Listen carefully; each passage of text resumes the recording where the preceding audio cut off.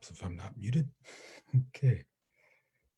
So a couple minutes early, but I am live.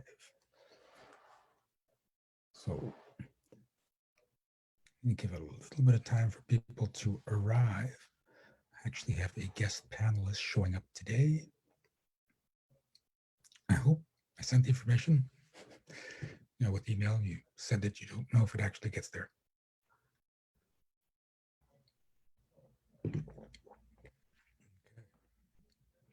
And I had an amazing money and success workshop at 1 o'clock this afternoon. That was Eastern time.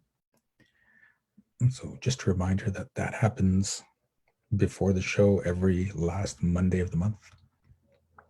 So I encourage you to join if you can. And tonight at 9 p.m. Eastern, we have a energy healing and belief shifting workshop as well. So last Monday of the month is fairly busy. Next month, I'm actually adding a life coaching and transformational coaching workshop at 9 a.m. just to see how that works out. It's a test. It may become a thing. It may not become a thing. But I always enjoy coming on for rewriting reality. You're right. I should be recording. Well, let me record this. Where can you get the recording for this or for the 1 o'clock session? So the way those sessions work is I take each of the individual conversations and put them up as separate YouTube videos. So they will eventually appear on YouTube, but they get posted during the next month. So those conversations will start to appear every few days over the next month. So you'll have to catch them as they get posted. But I encourage everyone to subscribe to my YouTube channel. And it's YouTube/C/Energetic Magic. Or you can just go into YouTube, search for Energetic Magic. The channel will come up. There's over 200 videos at this point, and sessions of me clearing people. There she is. Kim is in the house. So I have a guest host today, Kimberly Hobscheid, and I am going to promote her to panelists so we can see her. Boom. Welcome. Hello. How you doing, Kimberly? Good. I'm doing great. It's so good to be here, Shiraz. Oh, it's great to have you here. So Kimberly and I have met at, I can't remember how we met. Through Simone. Yes. Yes. A mutual connection who's amazing. She is. And so we've had some chats. I've even done a little bit of work so she could see what I can do. And I've invited her on because I love what she does. And this is rewriting reality. So I'm going to ask her first about her business so she can share who she is and what she does with you. And then we're going to talk about a moment of reality shifting for her in her life or her business. Just to show you guys, this is what's happening around the world and how it can happen. So Kimberly, please introduce yourself to the audience. I'd love to. Thank you, Shiraz. My name is Kimberly Hobscheid, and I run Entrepreneurs Rocket Fuel, which is a community on Facebook. And it is for entrepreneurs by entrepreneurs to help entrepreneurs get to the next level.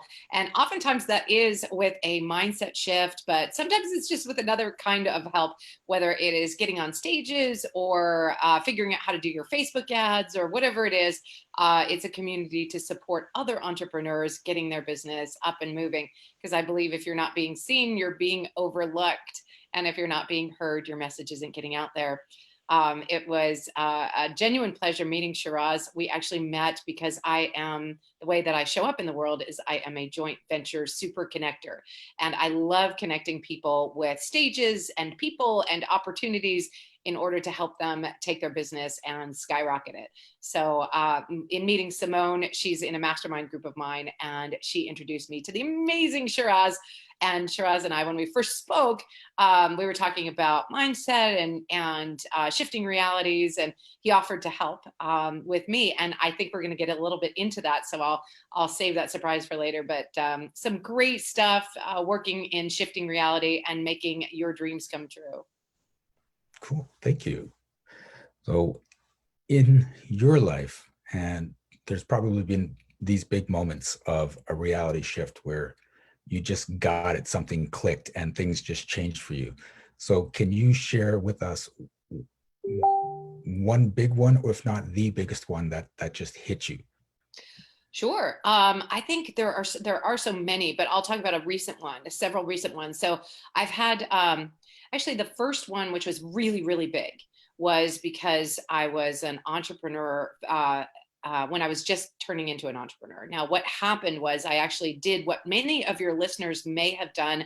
I went to college, and did what they told me to do. I got a good job at a corporation, a big corporate Fortune 1000 company, right out of college with 401k and all of the bells and whistles that you're supposed to get, right? And I did that for 17 years, and 15 of them were really good. I mean, they really were. They treated me really well. I really enjoyed myself. It was awesome. And then right about year 15, I was like, I don't think this is all that I'm supposed to do with my life. I don't think I'm just supposed to carry somebody else's banner. Now, I had learned a lot and I had accomplished a lot. I'd had a lot of success. I grew from basically the entry level position all the way up to an executive director level position where I had territory from San Diego through Texas and was in a different city every week. And it was a very, very powerful experience for me. But I sort of woke up one day thinking, really, this is all I'm supposed to do? And I really got, that mindset shift. Like, I think there's more. I, I think that I don't want to do this anymore. And it's really hard when you are in what they call golden handcuffs. I don't know if you're familiar with that term, but golden Definitely. handcuffs Yes. are when you're making so much money that it doesn't really make financial sense to leave, even though you don't love it anymore. And that was a really hard time in my life. My husband at the time was very fond of my more than six-figure paycheck, and it was a very hard decision to even talk about walking away from that.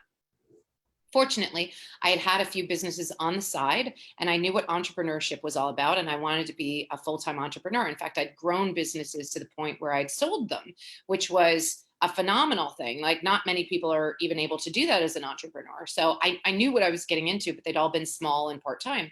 So I decided to become a full time entrepreneur. And at my 17th year, I had trained my replacement. I had resigned a couple of times.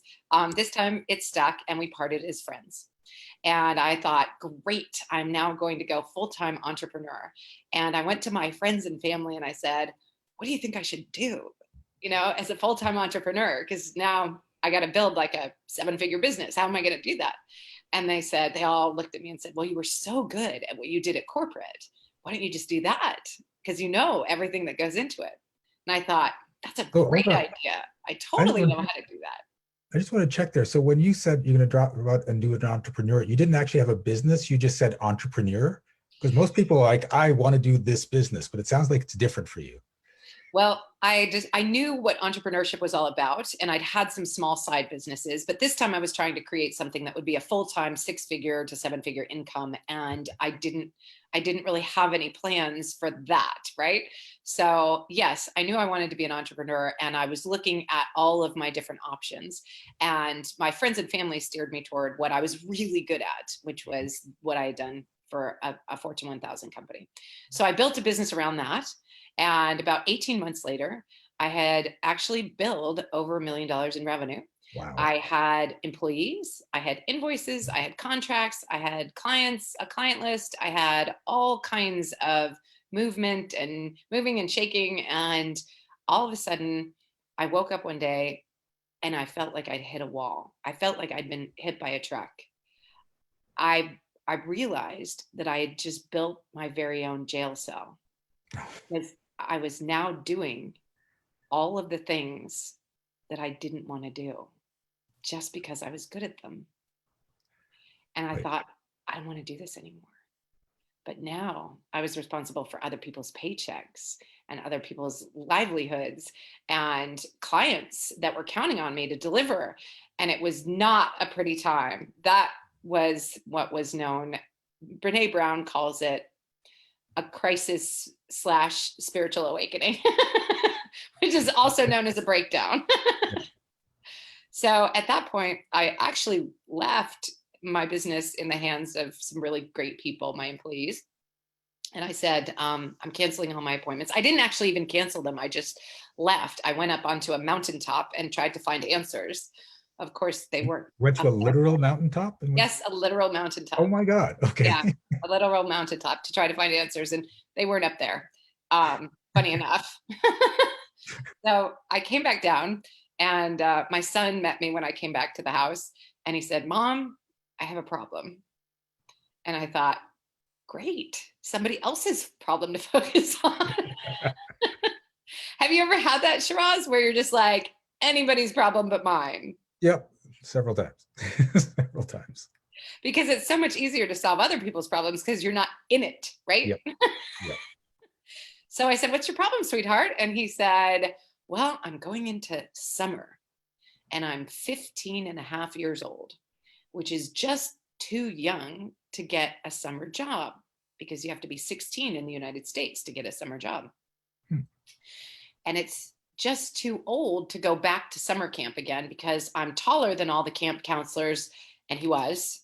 And camp is boring and stupid now that I'm 15 and a half, of course, right? Yes. So I said, all right, well, why don't we do this? You are never too young or too old to be an entrepreneur. So why don't we build a business around what you love doing? Just what you love, just the things that you love doing. And so together we went to that great research engine in the sky named Google, and we put in all the good things about him, about his character, and he's very charismatic. He loves getting on stages, loves kids, really enjoys performing, improv, and all kinds of different things. And up came the suggestion about, why don't you become an audiobook narrator? Oh, nice. So he looked at me and said, can we do that? And I was like, I guess, let's figure it out, right? Let's do that. That sounds fun. And as soon as, the fun element came into it, we both knew we were onto something. So we built this whole business, and we actually ordered equipment from Amazon. It came 2 days later on a Saturday. He set it up Harry Potter style under the stairs in our coat closet and built a home studio. And we both auditioned for some books. He got 3 of them approved right away. And I was a little bit slower on the uptake. I got a couple approved a little bit after that. And we started narrating audiobooks. Well, we had so much fun and built so much business that we actually had to start finding other narrators to take on our work because we had too much. It was unbelievable. It was just based on what we loved doing. And when we got overwhelmed, we thought, you know what, we should teach other people how to do this. So we started teaching. We taught at a local adult school. We put on a class about how to become an audiobook narrator and voiceover artist. We got 18 people in a room and taught them all how to do it. And they all started auditioning, and it was phenomenal. And it was like, this is how it's supposed to be. It's supposed to be fun. You're supposed to build a business around fun. And so my son actually saved me. And I've never looked back. My business, I tried to sell it. I couldn't sell it, but I did wind it down, which isn't always easy, but it was the best of all bad solutions.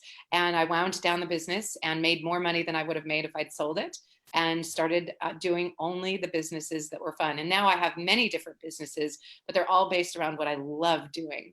Nice. Oh, that's amazing. I did not know about the audiobook thing. And it's interesting because when I finished that book, I thought, I've got to do an audiobook. And I recorded the audiobook, and then I listened to it, and I'm like, Shiraz, you are boring as fuck. No one's going to listen to the audiobook. Right? It is a performance art. Yeah, it is.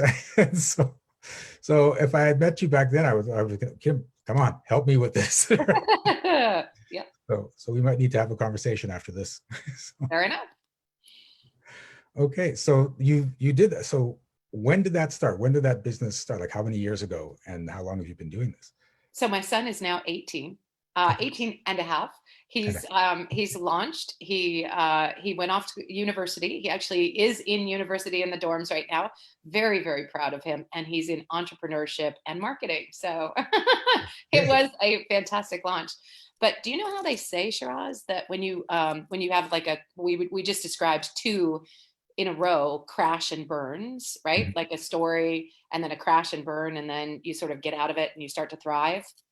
Well, when you get to a thrive, I have bad news for your audience. Your thrive is just the beginning of your next crash and burn. And Yeah. it was for me. So what was your next crash and burn then? My next crash and burn was really interesting because I had all these businesses that were fun. And I had this belief in my head that a business is work, right? Now, this is a mindset that I had, but I didn't realize it. So I had the belief that a, a something can either be fun or it can make money. And the Oh, more fun it is, the less money it will make. mhm. And the more money it makes, even worse, the less fun it will be. Yeah. So I really had that firm belief. And it was instilled in me in childhood accidentally by my dad. He loved sailboats, absolutely loved them, right? And one of his friends was over one night and he said, "Bill, you absolutely love sailing. Why don't you turn that into a business?" And my dad looked at him and said, "Absolutely not. Sailing is my refuge. I love sailing. If I turned it into a business, it wouldn't be fun anymore." Mhm. So when I was small, you know how kids take things so literally. Now, Yeah. my dad didn't mean anything by that. And he's an entrepreneur and has led me into many amazing things. But that stuck with me well past my 40s. And I decided, really had made a decision that it could either be fun or make money just from that one little statement many, many years ago. And so it took a big mindset shift to realize that I didn't even see it. It was a blind spot. I know that you're familiar with blind spots from a lot of the work that you do. Absolutely. We, And that belief you're just saying, so many of my clients have had that belief as well. And it's not just that one, it's just the way it happened. One offhanded comment by someone, and it just locks in there for the duration of your life. And you don't even realize it's running in the background. you're totally right. You're totally right. So it was playing for me for a good 40 some odd years. And I realized that this was one of those things where even in this audiobook business, I didn't really believe because it was so much fun. I didn't really believe it could make a lot of money. I just believed that I was out there to have fun, right? That we could produce audiobooks, and I produced quite a few audiobooks. And I wasn't making a lot of money at it because I did not believe that it could produce money, that it was just fun. I mean, Yeah. those kinds of businesses don't actually produce, like they're fun and they might produce a couple $1,000s or whatever, but they're not going to be your sole income, right? Yep. So I had been pricing my audiobooks business on royalty share and like a base price of $100 to be able to help people build their audiobooks and we took top classes on it. That was, I think we charged for our first class $19 per head or whatever. And it was this interesting little business, but it wasn't gonna it wasn't gonna make me retire, right? You're charging $100 to record an entire audiobook? Not to record, but to produce. To produce? So yeah, yeah. Okay. So to produce, and so anyway, our model after a time. With a lot of mindset work with a coach, they said, really what you're offering is quite substantial. Yeah. And you need to make sure that you're getting compensated for your time. And I was like, nah, this is just for fun. And it took a really long time for me to start charging what that product was worth. Mhm. And as I went out and did market research, we found different pricing points for different people. We found that if we have people who really want to speak and they're being asked for an audiobook, they produced a book, for example, yourself, right? You Mhm. produced a book. Now people are saying, this is great, Shiraz, but I listened to your podcast and your radio show and your YouTube channel because I listen to mixed media.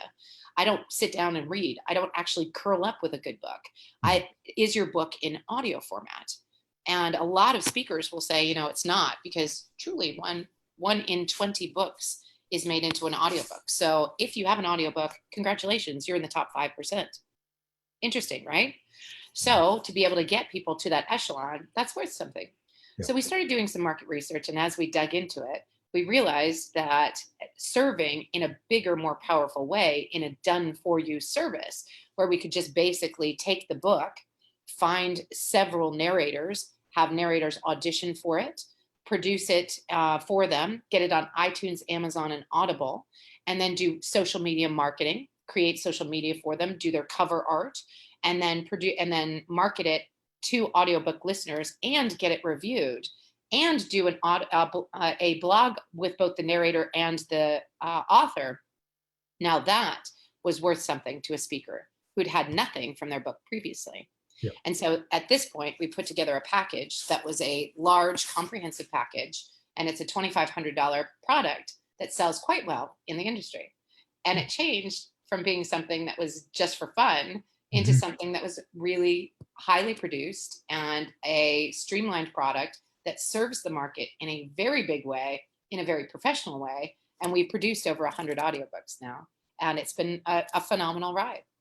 And this is really good because I work with a lot of clients that don't see their value and they don't recognize that value. And you were there. So this is just fun. It's not a lot of value. I'm not seeing. And your coach was working with you. Was there a moment of the work? Some moments where that teaching got through where you went, oh my God, yeah, I should be like, because it sounded like it wasn't. You said several coaching sessions, like they had to hammer it through. And this is the thing I tell my students is sometimes you have that breakthrough and sometimes bang, bang, bang, it just got to keep going. So were there moments that you remember where it just went, oh, I got to do that? Or even just those step ups to like, okay, I can charge this much now, or I can charge this much now.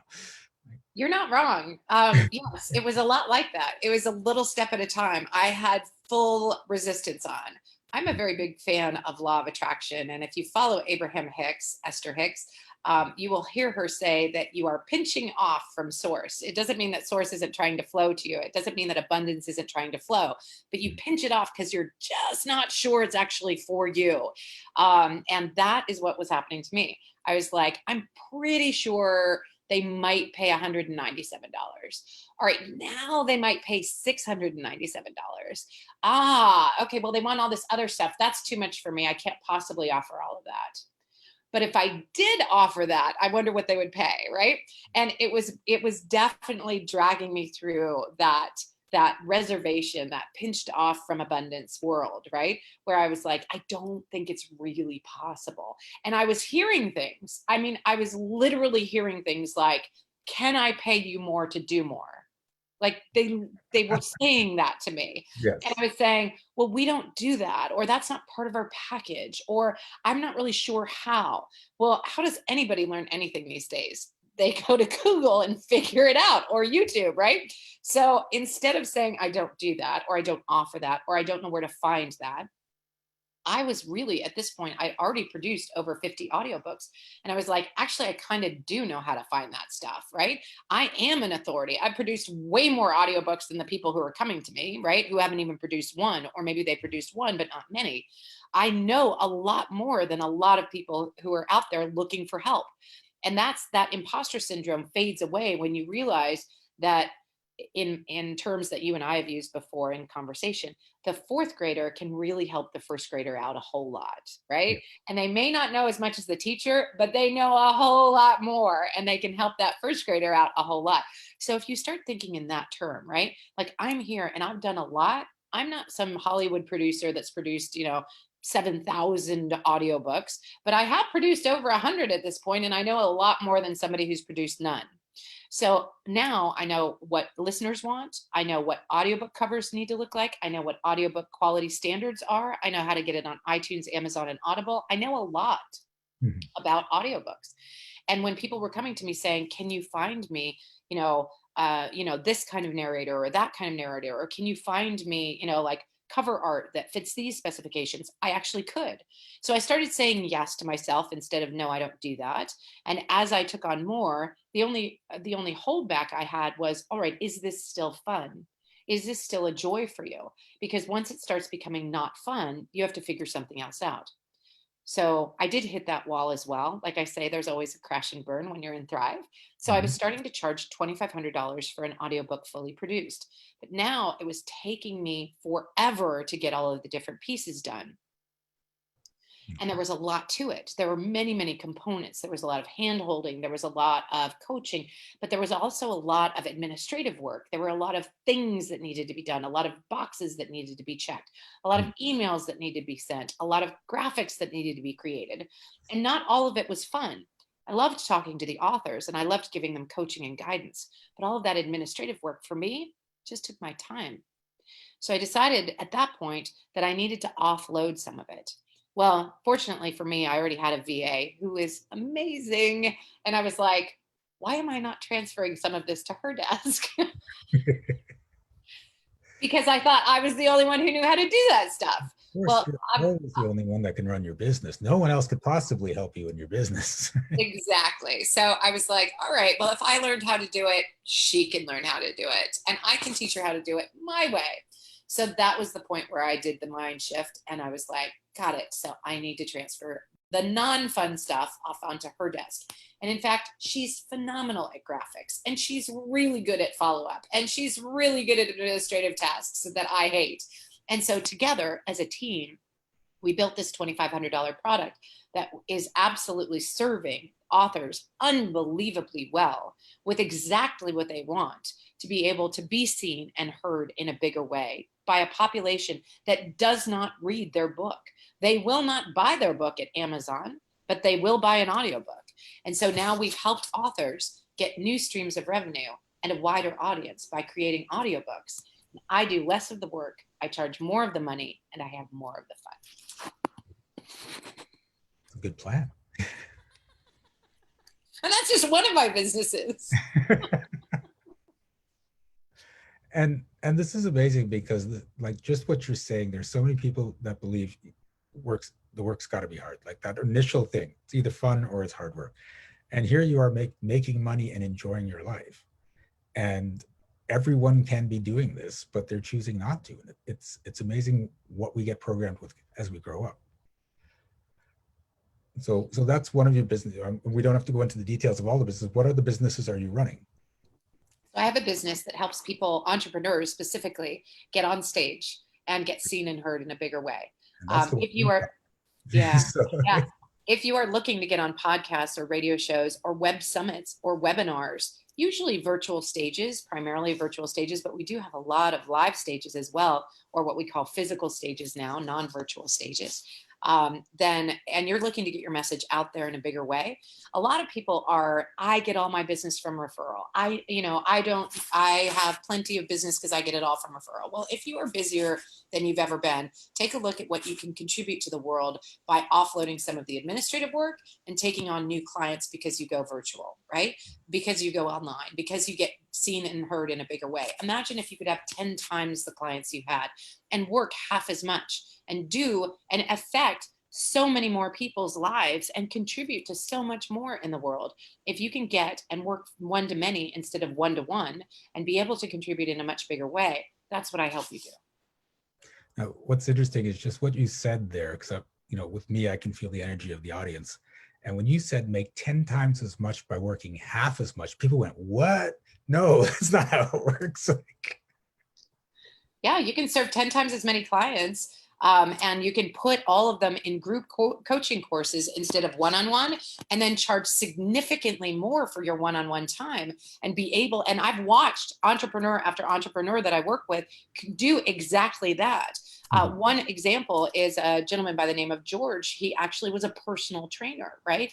And he was a personal trainer sort of to the stars, right? He had a lot of clients who paid him really well.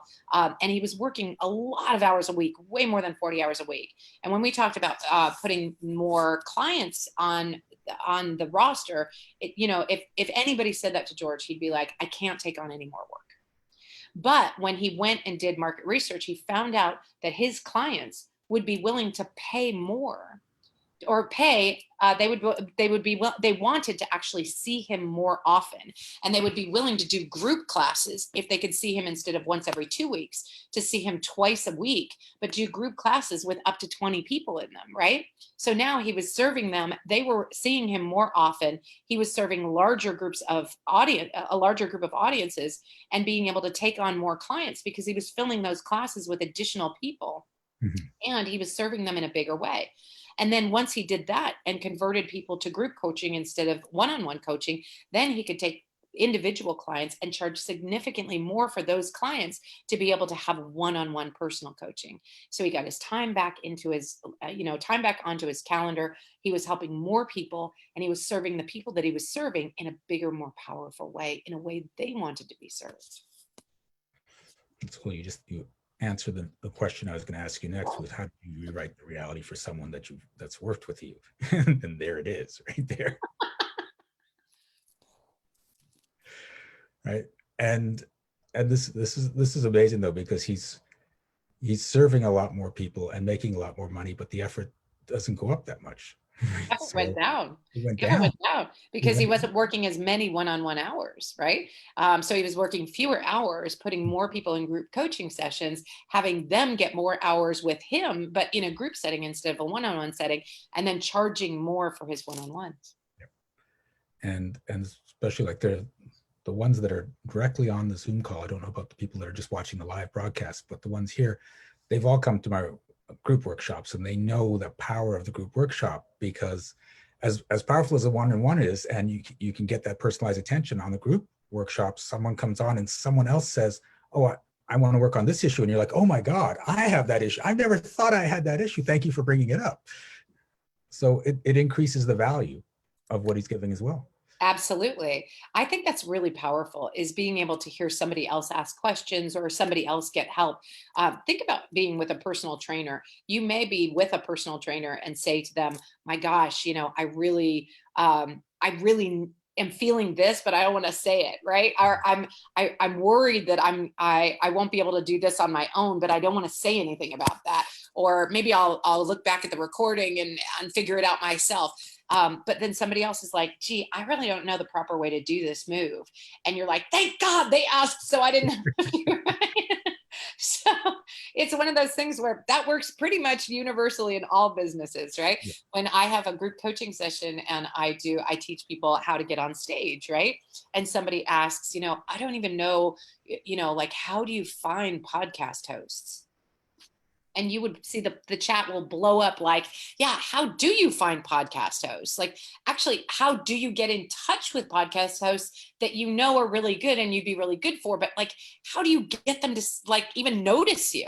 Yeah. And everybody else is like, man, I want to know the answer to that question too, right? So they, even in the one-on-one coaching, you might not actually ask, but if you can switch that to group coaching, then you actually are serving in a more powerful way. You're serving more people, more time, and less time invested by you, but you're able to serve in a bigger way because other people are asking those questions that some people are too nervous to ask. Yeah. I know all about that nervousness. I once taught a sexuality class, and it was all women. And I spent the first half hour talking and saying any questions, and no one would say anything. And I talked a little more and give someone, no one would say. And then finally I said, listen, we're here to help you break through these beliefs. We're here to rewrite your realities, change your lives. And if you don't bring up what's bothering you, we can't do that. So I know you might be embarrassed or ashamed or whatever, but I guarantee you, if there are other people in the room that probably have the same story, that's why we're all here together. And so a girl put up her hand and asked this question, and it was on sexual shame. And yeah, so it was like she really got vulnerable. And so before I answered the question, I said, does anyone else in this room have the same problem? And every single hand went up, right? Oh, isn't that powerful, Yeah. Shiraz? And then How after that, no one was afraid. Everything was coming out, and there was so much transformation in that class. It was amazing. I think that's really powerful, is you can get to transformation if you take the time to allow people to feel safe. And you're trying, as a coach, you're trying so hard to allow people to know that they are safe, but they just don't want to say it. They're like, I think I should know more. I think I should be more.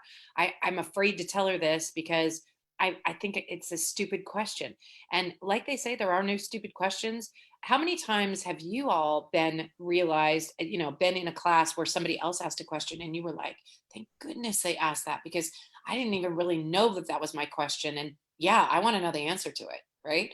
And everybody pretty much has experienced that at one time in their life, even if it was way back in third grade when somebody asked the teacher where the restroom was and they didn't want to, right? Uh, those kinds of things are just happen in life. So that group coaching opportunity is really a phenomenal opportunity for people. Absolutely. So I have Well, some things to share. Is it all right if I share some links? okay, I was about to ask you. I said from before, it sounded like something happened after we had our session. So, Yes. So yes, when I talked to Shiraz, I had been already through I think it's either fun or it's going to make money. And so once you solve one, somehow things open up and you charge forward, but then you get stuck on something else. So for me, I actually charged forward. I live this really interesting life now. As I said, my son just went to university. He went to university, and I am in the process of a divorce. We are launching into all kinds of new things, but in this particular place in my life, I am responsible for no one and to no one. I'm an entrepreneur, so I don't have a boss. I don't have children at home that need me to come home and make dinner for them. I don't have a current spouse, and I don't have parents that are aging at the point where they need me to serve them at this point. And I'm at this very interesting place in my life where I am, as I say, responsible for no one and to no one except myself. Now, that doesn't happen very often. And I made a decision a while back that when my son launched, I would go full-time travel. I would travel as a nomad full time in the world and go all around and see. And I'm a big traveler anyway, so I'm a big fan of have as many stamps as your passport. Have as many stamps as you can in your passport before you die, and that's how you win the game. I like seeing things from different perspectives, from yeah. different geographies, and from different cultures. And so that was my modus operandi. I was like, got it. This is exactly what I'm going to do. August 2020. And then COVID hit, right? So I was like, awesome. Now what do I do? Right. And we had some financial trauma in our lives. I didn't realize, and part of the divorce was that there was some money that was there that was suddenly missing. And so now I had some financial issues and my business had transformed and there were some things that were holding me back. And I thought, okay, well, if I go full-time travel, here's the thing. I have a belief about where I want to spend my life and my travel, which is phenomenal, and I'd really like to do that. But I'm afraid that my travel will not be in the style in which I wish to become accustomed if I travel full time. And then it'll cost too much, or I'll have to stop early, or I won't be able to stay in the places that I want to stay in because, right? I don't have, I have money, but the money won't last, or I have opportunity, but it won't go on the road with me, or I have a lot of different things, right? And that makes things very difficult. So, that's when you and I met. Yes. And what happened then, Shiraz? We discussed all your beliefs around that. And whoop, we just lost your camera. There you're back. Okay. And yeah, there was a lot of stuff in there that we just started to let go and realized that it was just a story and it doesn't have to be a reality. And yeah, so I remember having that conversation, especially when you're talking about it now. I'm like, oh, I remember when she talked about this and all the reasons why it couldn't happen. So what happened afterwards? So Shiraz and I spoke, and he said, he said, do you believe that you're financially abundant? And I said that finance will flow to you. And I do, I actually do. But for whatever reason, I was thinking, all right, yes, but. And I think a lot of people do that, right? They're like, yes, I'm abundant and the universe always provides, but what if, right? What if it doesn't? Or what if I can't? And like, yes, it will always provide. And I'm not really going to be homeless. There's no, I mean, I will be home. I am homeless, but I'm not really going to be homeless. Like I will never be, I will never be in a situation where I would be on the street. I'm not, that's not going to actually happen. Right. And I will never be in a situation where I would, be in super financial crisis. I have, protections in place in a variety of different ways. Right. I have friends, I have family, I have, I do have abundance, but it was one of those things where I thought, yes, but that's my baseline, right? I really want to live here. And I don't want to, I don't want to just live at baseline. I want to live free. I want to live way up there, not even here at the top of the Zoom room, right? Mm. But there was something that was like, all right, but I can't be too, ostentatious. I can't live in multi-million dollar homes. I can't, it won't be possible for me to live, live at the Ritz all the time or, that kind of thing. And I just had those blocks. I was like, but reality says that's just not really possible. And so Shiraz said, do you believe that it's possible for you? Like, do you have a picture of what you really want, how you really want to live? And I said, yes, I have a clear picture of how I really want to live. And it's not necessarily ostentatious, but I do have a clear picture of how I want to live. And it's not baseline either. And he said, all right. Um, and do you believe that that will be too costly for you? And I said, in some ways I do. And he said, well, do you believe that you have to pay all of the amount, full price, in order to live there? And I was like, huh, no, I don't. I don't believe that anymore. Like, I don't believe that you actually have to pay full price all the time for every place that you stay. Yeah. There are many times where I have received abundance and opportunity to stay in gorgeous multi-million dollar houses. There have been many times where I've had opportunity to stay free nights in hotel rooms. There have been many times where I've had opportunities to stay in gorgeous locations abroad without paying for them. And so there are opportunities out there that I've already seen and witnessed. And I can believe that I don't have to pay full price all the time to live in the way that I wish to become accustomed. Mhm. It was a great mindset shift. I'm glad you made it. And I've lived it since then several times. That was just a few weeks ago, and I've already lived it and experienced it several times. Wow. So how did that happen several times already? Well, I actually have a dear friend who has a multi-million dollar house in Houston, and she said we're going to be gone, and I was wondering if you would, when you were there, you would watch my dog. And she said, would it be okay if we had a dog sitter come and you just stayed in the house? I would feel better. I was like, awesome. I don't really see a downside to that. So I would, and that actually happened. That's actually happening. So tomorrow I get on a plane and I go to Tucson. And then after that, I get on a plane and I go to Houston. And when I'm there, I'll be staying in a gorgeous house in Houston. And she said, we do have some noisy neighbors. So I know that you're going to be working. Would you like to use my office, which is 10 minutes away, while you work there? Because I'm not sure whether it will be better to work at the house or the office. So I'll leave keys. And I was like, awesome, but I probably will just stay at the house because unless I rent a car. And she said, well, I do have my Jeep that you can use. And I was like, so there's no downside to this. Yes, thank you.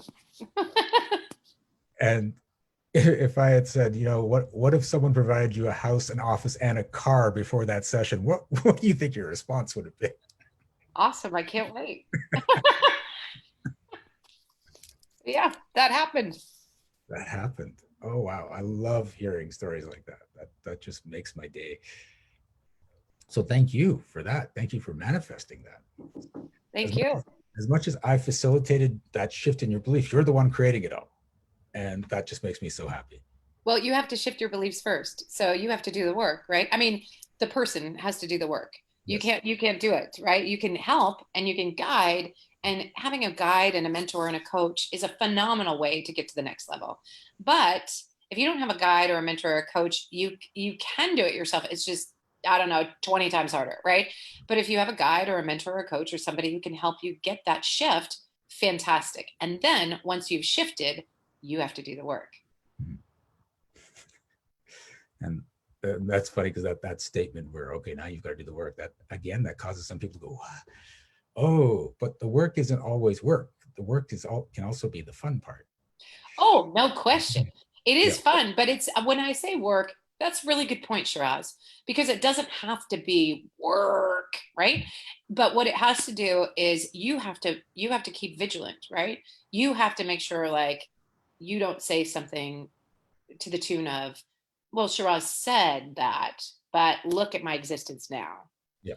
At this point, I am paying for my hotel room. I am paying for my, if you're living in a house, I'm paying my rent. I'm paying my utilities. I'm paying, like, it's fine for him to say that there's a world of abundance. But so as soon as you have that, the work is to remove that, right? To let go of that pinching off of the flow of abundance, to say, you know what? It's just because I'm experiencing this now does not mean I need to continue to experience this. I am the creator of my own future. And one of my favorite sayings is Alan Watts, which is, you are under no obligation to be the person you were 5 minutes ago. Yes. Just don't do it. Just be somebody else. Yeah, it's great advice. Not somebody else. I take that back. Just somebody new. I will be somebody new, because I always say, don't be somebody else. Everybody else is already taken. Okay. That works too. All right. I just want to open it up because we've got a bunch of attendees here. If anyone wants to ask Kim a question, raise your hand and I will promote you. I will be right back. Okay.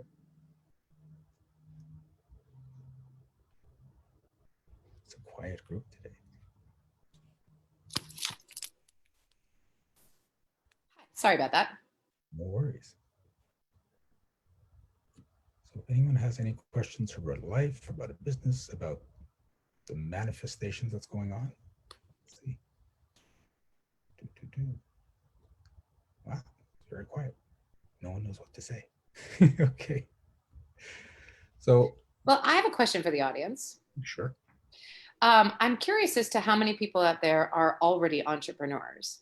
So if you're already an entrepreneur, or you're wanting to be an entrepreneur, or you have an entrepreneurial idea of a way that you can affect the world in a very positive way in the future, can you shoot a note in the chat box that just says, yes, I'm an entrepreneur, or yes, I want to be an entrepreneur? That would be wonderful, just so I know who's in the audience. And do you have a very active audience? Normally when I have an audience, I actually never do presentations alone. I love doing podcasts where it's interactive with at least the podcast owner. But I love audience interaction, because if it's just a show about me, it's no fun. It's way, way, way more fun if we can gear it toward our audience. So I see several people that are, we've got everybody. We have, yes, I'm an entrepreneur. Yes, I am spinning up a new business now. I am an assistant to an entrepreneur, which is my preference. I want to be an entrepreneur, and I want to be an entrepreneur. So wonderful. We have everybody in the house. So one of the cool things about entrepreneurship for me is that I was an entrepreneur while I was an employee. How cool is that, right? You can be an entrepreneur and grow a business on the side while you are actually working full time. You can, your zone of genius is that fourth grader that can give that first grader hope. If you have an idea in your head, if you have a piece of knowledge that you're like, I am really good at this and I could teach other people how to do this, you can be an entrepreneur, a coach, a guide for somebody else. And if you are, one of the greatest ways to do that is to launch an online business, to be able to get out there and be seen and heard in a bigger way. Now, that can be done through a podcast. It could be done through a radio show. It could be done through web summits and webinars. You could teach online. You could do Zoom calls. You could do a mastermind. There are a million different things that you can do to start a business. And if you're interested in starting a business, I would love for you to join our free community. There's no charge to join, but it's a free community for entrepreneurs. Is it all right if I drop the link for that? Absolutely. Go ahead. Okay, great. So it's for those of you who are listening, it's www.entrepreneursrocketfuel.com/Facebook. That's entrepreneursrocketfuel.com/Facebook. And you can get to our Facebook group. And I will try to drop that link because I know you have to put the whole shebang in our chat box. There it is. In the chat box. It is, as I say, a free community to join, and you can get more information about all kinds of things that you can do for entrepreneurship. For those of you who are listening and you were like, hey, I'm really interested in that audiobook thing, there is an audiobook, there is a little downloadable, which is kind of cool, which is 6 reasons your book needs to be an audiobook now. Do you think would be of interest to your group? It's going to be interesting to me, so you might as well drop it. Okay, I'll try to find I'm that sure one. the group's interested too. And while you're dropping it in the chat, I'm also dropping it in the Facebook Live. So, oh, fantastic. so if you're listening to this and you're not part of the Breakthrough, so the Breakthrough Show is a Facebook page and group, get on that so you can get the recording of this later on, and you'll get all the links right there. Fantastic. And I did just put the first one to just the panelists. So if you want to put that to everybody, that would be great. And then for those of you who are like, you know what, I'm ready to get on stage. I am interested in either figuring out how to get on stage and be seen and heard in a bigger way, or I'm interested in getting or I already have a talk and I'm ready to go. I just want you to mic me up. Or, hey, Kimberly, I've heard that web summits are pretty cool, and I'd like to host my own web summit to get credibility and authority and get seen and heard in a bigger way and make 36 new best friends of all kinds of speakers, or start a podcast or anything like that. I have something to be able to get on stage. So I just dropped that link, and that is a speaker registration form. Whether you're just beginning or if you're ready to host your own stage or anywhere in between, we'd love for you to join that community and get a little bit more information on how you can get seen and heard in a bigger way. Nice. Okay. And for those of people that are listening to the live but not through the Great Breakthrough Show. Thank you for that. I've got you working hard now. I'm sorry. Yeah. I see that Arthur has a question. I don't know whether you type it in the chat or they come on. Arthur. Okay, so I'm going to promote him to panelist. So he can... Oh my goodness. Yay.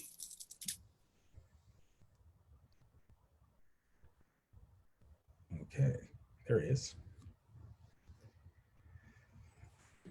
Good afternoon, Kimberly. Hey, Arthur, how are you? Oh, by the way, this is applause and when you're in sign language. And so if you're ever on a Zoom call and you're muted, you can do this for applause.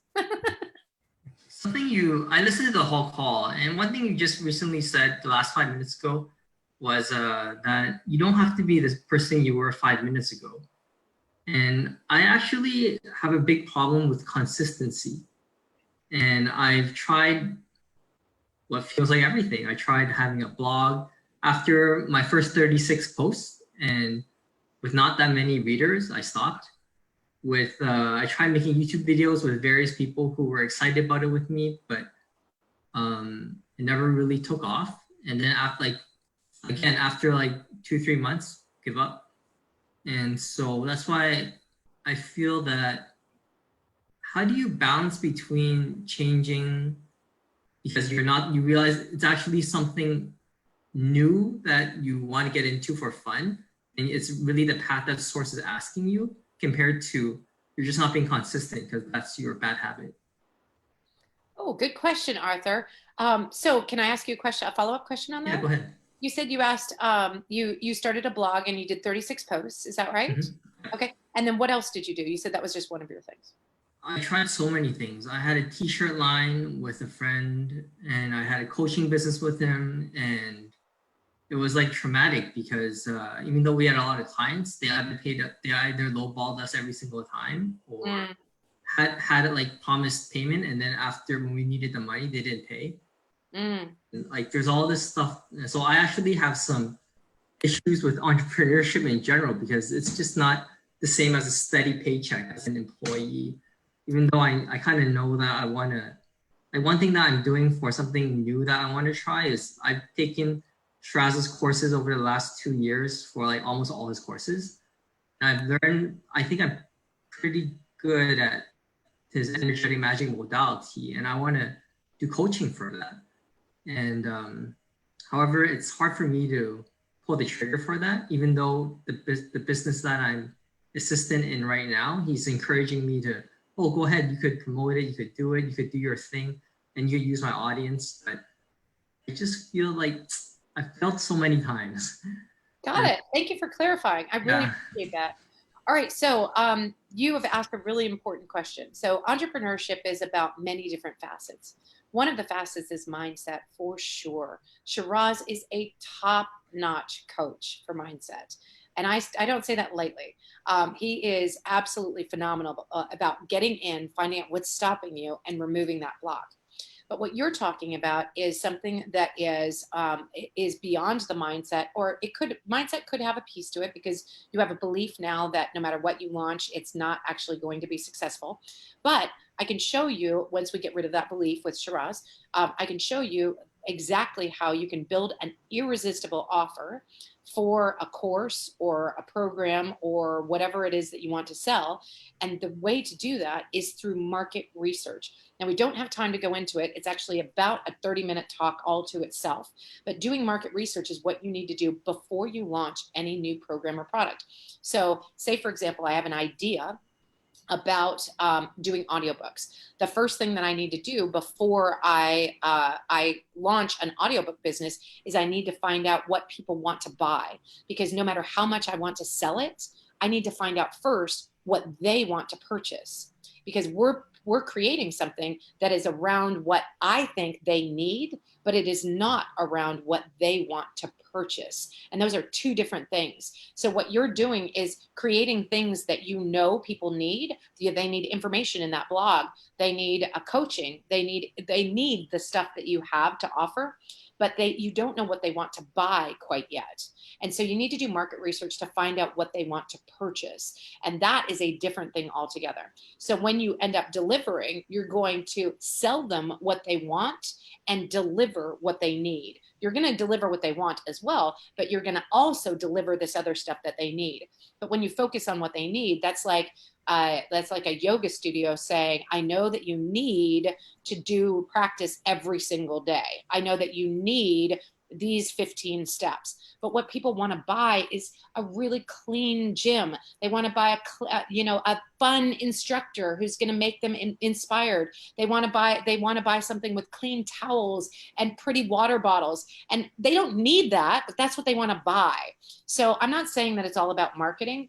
I am saying that it's about market research. Go in and find out what people want to buy before you launch a program or product or service. So the first step is get that mindset that you, Arthur, can build a very successful business that provides for you and your family and loved ones and leaves you in abundance. The second thing you need to do is do market research to find out what people actually want to buy in the product or service that you want to deliver. And I'm sorry I don't have time to go into details on that, but actually it's probably out there on my YouTube channel somewhere. But work with Shiraz, get the mindset shift fixed, and then find out about market research and dig in, because you're going to make a big impact and a big contribution to this world. And you just need to find your traction and you're going to make it. Thanks for the question. Okay. Thanks for being on, Arthur. Okay. There we go. So, and it's a good thing you brought that up in that find out what they want, because I was just talking about this with a client earlier, and I said, have you ever seen those commercials where they're offering a product and they say it takes 6 to 8 weeks from delivery? And if you think about today, where does it take 6 to 8 weeks delivery? It doesn't. You're so right. Yeah, so they're just putting it what we did before Amazon Prime. I have no idea how we lived before Amazon Prime. I can't imagine. But it's funny now, because in the world we live in, they're saying that because they're seeing if anyone's buying it. And if it sells really well, then they build it. And if it doesn't sell, they just refund the money and they go on to another project. And that's that 6 to 8 weeks. So this is exactly what you're talking about. Sell them what they want and then give them what they need. Yes, and that second one is very important. You do actually have to provide them with everything that they need. You Yeah. have to provide that yoga studio student with the experience to be able to practice yoga every day and have what they need. You actually do need to provide that. You can't just give them water bottles and crappy service. Yeah. But when they are buying it, they're going to come in and they're going to be like, does it smell clean? Does it look pretty? Are the colors my colors? They're going to be judging it on all kinds of different things that have nothing to do with what they need, right? So Yeah. yeah, you're absolutely right. Okay. So we are almost at the top of the hour. So I want to thank you, Kimberly, for being on. This has been so much fun. It has been an honor and a privilege. And yeah, we will be back again the last Monday of the month, as usual, at 3 o'clock. This video will be up on the Breakthrough if you'd like to rewatch it or let people know about it so that they can get this information. And I think that's it. So you've got the links for the people that are live on the Zoom right now. So thank you so much for attending. And I look forward to talking to you very soon, Kimberly, so we can talk about some more things. And for everyone else, be well, be aware, and be magical. Thanks for coming. Love it. Cheers. Stop recording.